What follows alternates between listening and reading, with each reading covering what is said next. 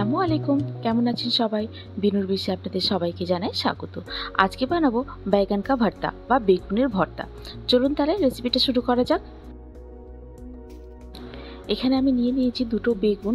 বেগুনটাকে প্রথমে চিড়ে দেখে নেব যে ভেতরে কিছু পোকামাকড় আছে কিনা।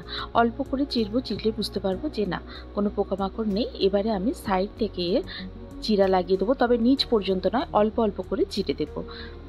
এই যে দেখুন, গাটাকে অল্প অল্প করে চিড়ে দিলাম।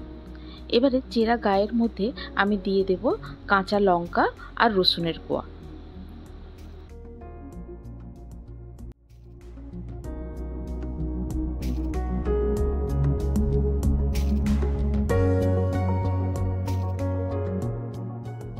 এবারে বেগুনের গায়ে ভালো করে সর্ষে তেল লাগিয়ে দেব। সর্ষে তেলটা লাগালে কি হয়, পোড়াটা খুব ভালোভাবে হয় আর ভেতর পর্যন্ত খুব সুন্দর নরম হয়ে যায়। এবারে গ্যাস জেলে নিয়ে গ্যাসের ফ্লেমটা হাইয়ে রেখে দিয়ে বেগুনটা দিয়ে দেবো গ্যাসের ওপরে পোড়ানোর জন্য। খুব সুন্দরভাবে ঘুরিয়ে ফিরিয়ে পুড়িয়ে নেব। এই যে বেগুনটা পোড়ানো হয়ে গেছে, এবারে এটাকে তুলে নেব আগুন থেকে। এবারে আমি দিয়ে দেবো একটা টমেটো। টমেটোটাকেও ভালো করে তেল লাগিয়ে নেব। লাগিয়ে নিয়ে টমেটোটাকেও যেমনভাবে বেগুন পুড়েছি সেরকমভাবে ঘুরিয়ে ফিরিয়ে পুড়িয়ে নেব। আচ্ছা, আপনাদের কাছে যদি র্যাক থাকে তাহলে সেই র্যাকের ওপরেই টমেটো বেগুন সবগুলো সাজিয়ে পুড়িয়ে নিতে পারেন। আমার কাছে র্যাক নেই, তাই আমি এমনি গ্যাসের ওপর দিয়ে দিচ্ছি এটাকে। এই যে টমেটোটাও পোড়ানো হয়ে গেছে, এবার এটাকেও নামিয়ে নেব। আমি দুটো বেগুনের সঙ্গে দুটো টমেটো দিয়েছি। এবারে একটা ছোট রসুনকেও এইভাবে শিকের মধ্যে ঢুকিয়ে পুড়িয়ে নেব ভালো করে। রসুনটা এমনিও দেওয়া যায়, তবে পোড়ানো রসুনের ফ্লেভারটা কিন্তু অসাধারণ লাগে। একবার ট্রাই করে দেখতে পারেন। সবগুলো পোড়ানো হয়ে গেছে, এবারে এগুলোকে আমি একটা ঢাকনা দিয়ে ঢেকে রেখে দেবো। গরম গরম এরকমভাবে ঢাকনা দিয়ে ঢেকে রেখে দিলে কি হয়, খোসাটা ছাড়াতে ভীষণ সুবিধা হয়। এটা আমার যা আমাকে শিখিয়েছিল। এবারে বেশ কিছুক্ষণ হয়ে গেছে, এগুলো ঠান্ডা হয়ে গেছে খানিকটা। এবারে ঢাকনাটা খুলে নিয়ে এগুলোকে ছাড়িয়ে নেব খোসাগুলোকে। এই যে দেখুন কি সহজেই খোসাগুলো ছেড়ে যাচ্ছে ঢাকনাটা দিয়েছিলাম বলে।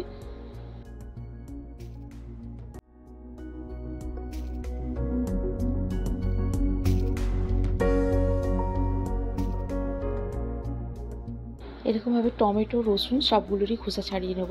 তবে কাঁচা লঙ্কা যেটা পুড়েছিলাম তার খোসা ছাড়ানোর কোনো দরকার নেই, সেটা এমনিই রেখে দেব।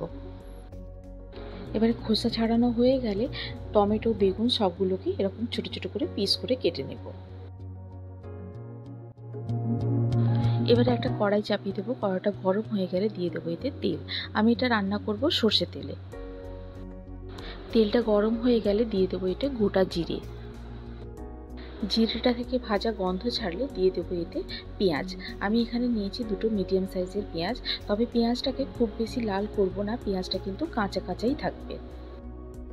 এই যে দেখুন পেঁয়াজটা এরকম কাঁচা কাঁচা থাকবে। এবারে এতে দিয়ে দেবো টমেটো বেগুন যেগুলো পুড়িয়ে রেখেছিলাম, লঙ্কা টঙ্কা সব যেগুলো ছিল সেগুলো সবগুলোই দিয়ে দেবো একসঙ্গে।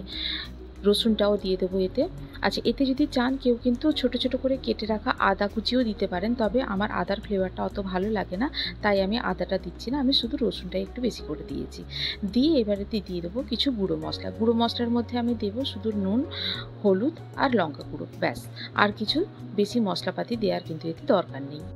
এবারে বেশ কিছুক্ষণ ধরে নাড়াচাড়া করে ভাজা ভাজা মতো করে নামিয়ে নিলেই রেডি আমাদের বাইগান কা ভর্তা বা বেগুনের ভর্তা। যা ইচ্ছাই বলুন, কিন্তু খেতে অসাধারণ লাগে। এটা ভাত বা রুটি বা পরোটা যে কোনো কিছুর সঙ্গে সার্ভ করতে পারেন, তবে রুটি বা পরোটার সঙ্গে এটা অসাধারণ লাগে খেতে। আপনারাও বাড়িতে ট্রাই করুন, করে জানান আমাকে কেমন লাগলো। আর যদি ভালো লেগে থাকে তাহলে বন্ধুদের সঙ্গে শেয়ার করুন। আর যদি কোনো নতুন বন্ধু থেকে থাকেন তাহলে আমার চ্যানেলটিকে সাবস্ক্রাইব করে পাশে থাকার অনুরোধ রইল। আচ্ছা, এটাকে যখন আমি সার্ভ করব তখন কিন্তু অল্প একটু কাঁচা সর্ষের তেল দিয়ে সার্ভ করব। আজ তাহলে এই পর্যন্তই, আবার দেখা হবে। ভালো থাকুন, সবাইকে ভালো রাখুন। আল্লাহ হাফিজ।